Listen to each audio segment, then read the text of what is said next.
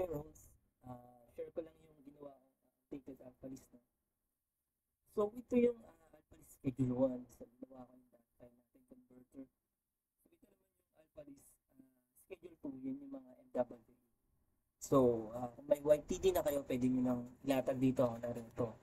Ito, default naman to. So, ito naman, PIN number ng employer, branch code, ito yung year-end natin, as default lang. Then, ito yung BIR branch nila. Ngayon, same lang sa baba, default lang, employer. Tapos dito naman, employer PIN number. Tapos, branch code nila. Tapos ito naman yung name, as NCR. So, ito nakalatag na nun, naka-formula na to hanggang dulo. So, ito previous employer, ito naman, itong date ng start date nila, tsaka yung end date nila. Kung hindi nag-resign ng 2023, so dapat 12/31 lang yan. Tapos ito yung previous present employer, ito naman yung present employer na taxable. Tapos ito na, naka-format naman yan, no? Based sa updated BAR natin. So after nyan, ito naman yung schedule 2 natin. Schedule 2 is yung mga MWE. So malaking pagkakaiba ng schedule 1 at schedule 2. So, pagkakaiba lalo dito sa gitna, no? Kung mapapansin nyo sa gitna, meron na yung daily rate, monthly rate, pinapakita niya, yearly rate niya, yung parameters or factors, tinatawag yung factors, no? So, yan na yan. So, same lang din, start at saka end date. So, ngayon, nalatag nyo na yan, copy-paste nyo lang sa mga YTD nyo, pwede nyo nang i-generate yung that file nyo. So, pag-click nyan, so, system delete file object. So, meaning, may dalawa. Meaning,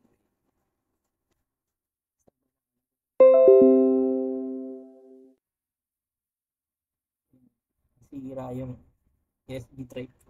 So, dapat, pag nag-generate niya, dapat mag-generate siya ng that file.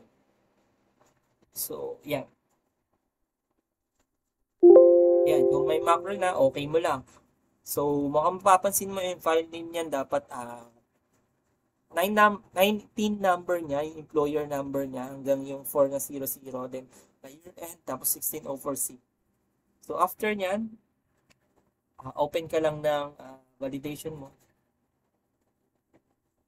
So, validation mo, no? Open mo yung validation mo, data validation mo. Tapos, kunin mo yung employer PIN number mo, kapipis mo lang dyan. Then, dapat ito 2023.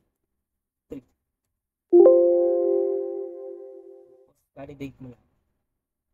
Tapos ito. Validate. Once na validate mo, makikita mo lahat ng error niya. So,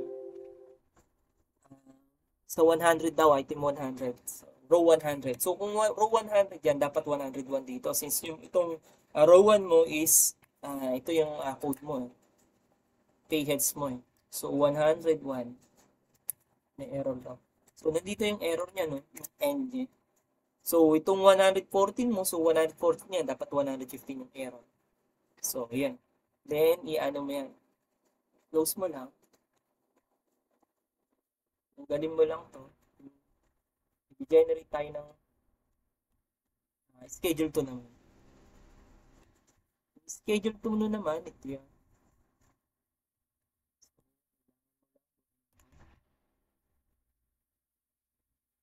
Schedule 2 mo.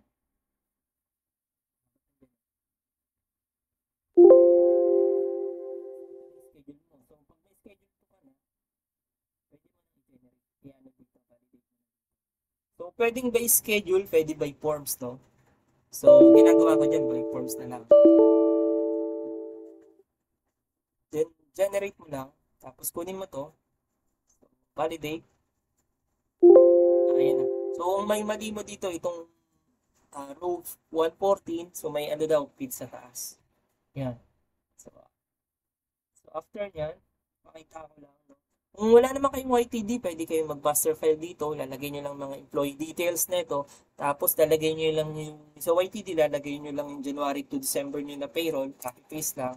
So once na nilalatag nyo na yan, meron na kayong 13 month, tapos annualization. So kung may mga yung employee needs, may mga previous employer, lalagay nyo lang dyan para pumasok din siya sa mga annualization kasi kailangan natin yung sa taxable net natin for the year 2023. So once na nalatag mo yan, may alpha list ka na. So yung alpha list na yan, galing yan sa mga data natin. Tapos dapat dito, magbabangga ka 0 dapat po. So, ito lalatag nyo lang yung 1601C nyo from January to December. So, dapat, kung variance nyo, dapat 00. If ever man, dapat dito lang kayo sa tax withheld magkaroon. Kung meron man dyan, kunwari na payment nyo na, nabayad nyo na, dapat ito, yung tax credit nyo, sa January yan, i-reflect nyo yan sa 1604CF nyo, yung item number, item number yung 11, tapos 12, 13 na items. So, makikita nyo doon kung magkano ba yung tax credit nyo, lalagay nyo 120. Tapos, yung kung kailan yung month i-reflect, so January 2024, gano'n. Tapos ito yung BIR nyo, dapat updated dyan. 2021 dapat yan, no? 2021, tapos may pera yan sa item number 77. So, yan lang naman yung updated. So, once na meron ka ng data, so, generate mo na. Kunwari, employee mo is 1 to 1,000. Lalagay mo lang 1,000. So, kunwari lang, generate lang ako ng 10 since test lang naman. So, lalagay ko lang kung saan ko gustong i-test. 2316 BIR. 2316. Tapos, generate ko.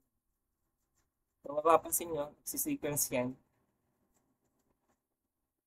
So, once meron na ako yan, pwede kong open yan, no? Ray Allen, tapos David Broadbase. Ayan na. Ayan na yung ano ko. Yung 2316 ko. So, ang mahirap lang dito yung mag-recon, no? So, dapat bangga kayo ng 1601C nyo sa alpha list nyo. So, kasi yung 1601C nyo, yun yung pinafile nyo per month. Diba? So, yun lang. Yun lang. Kung may question kayo, pwede kayo mag-message sa akin. Thank you.